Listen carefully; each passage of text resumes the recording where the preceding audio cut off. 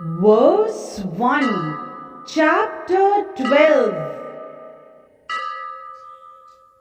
Arjuna uvacha evam satatayuktaye bhaktastvam paryupasate ye chapyaksharam avyaktam tesham ke yoga vittamaha.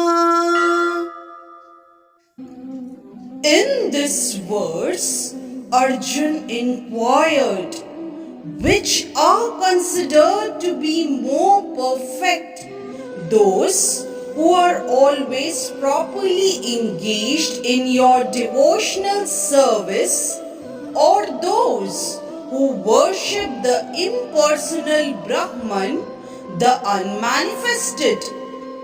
Elaborating on the above thought, Krishna has now explained about the personal, the impersonal, and the universal, and has described all kinds of devotees and yogis.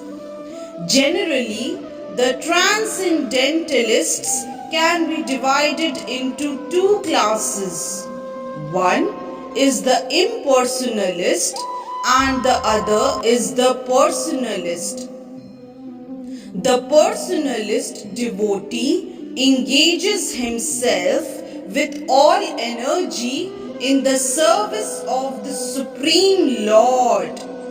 The impersonalist also engages himself not directly in the service of Krishna, but in meditation on the impersonal Brahman, the unmanifested. We will find in the verses of this chapter the different processes for realization of the absolute truth. Bhakti Yoga, devotional service, is the highest. If one at all desires to have the association of the Supreme Personality of Godhead, then he must take to devotional service. Those who worship the Supreme Lord directly by devotional service are called personalists.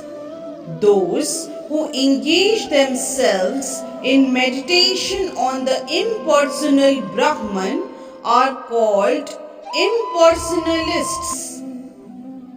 Arjun is here questioning which position is better. There are different ways to realize the absolute truth, but Krishna indicates in this chapter that Bhakti Yoga or devotional service to him is the highest of all. It is the most direct and it is the easiest means for association with the Godhead. In the second chapter of Srimad Bhagavad Gita, the Supreme Lord explained that a living entity is not the material body. He is a spiritual spark, and the absolute truth is the spiritual whole. In the seventh chapter, he spoke of the living entity as being part and parcel of the supreme whole, and recommended that he transfer his attention fully to the whole. Then again in the 8th chapter, it was said that anyone who thinks of Krishna at the time of quitting his body is at once transferred to the spiritual sky, to the abode of Krishna. And at the end of the 6th chapter, the Lord clearly said that of all yogis, one who always thinks of Krishna within himself is considered the most perfect. So, in practically every chapter, the conclusion has been that one should be attached to the personal form of Krishna, for that is the highest spiritual realization. Nevertheless, there are those who are not attached to the personal form of Krishna.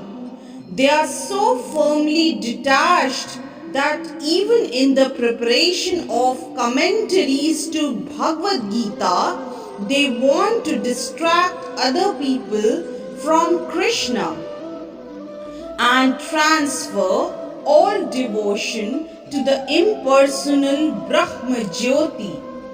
They prefer to meditate on the impersonal form of the absolute truth, which is beyond the reach of the senses and is not manifest. And so, factually, there are two classes of transcendentalists. Now Arjun is trying to settle the question of which process is easier and which of the classes is most perfect. In other words, he is clarifying his own position because he is attached to the personal form of Krishna. He is not attached to the impersonal Brahman. He wants to know whether his position is secure. The impersonal manifestation, either in this material world or in the spiritual world of the Supreme Lord, is a problem for meditation. Actually, one cannot perfectly conceive of the impersonal feature of the absolute truth. Therefore, Arjun wants to say, what is the use of such a waste of time? Arjun experienced in the 11th chapter that to be attached to the personal form of Krishna is best, because he could thus understand all other forms at the same time and there was no disturbance to his love for Krishna. This important question asked of Krishna by Arjun will clarify the distinction between the impersonal and personal conceptions of the absolute truth. Hence, verse 1 of chapter 12 is explained. Hare Krishna. If you like today's video, please do like, share, subscribe and comment on the channel Mystic Faith.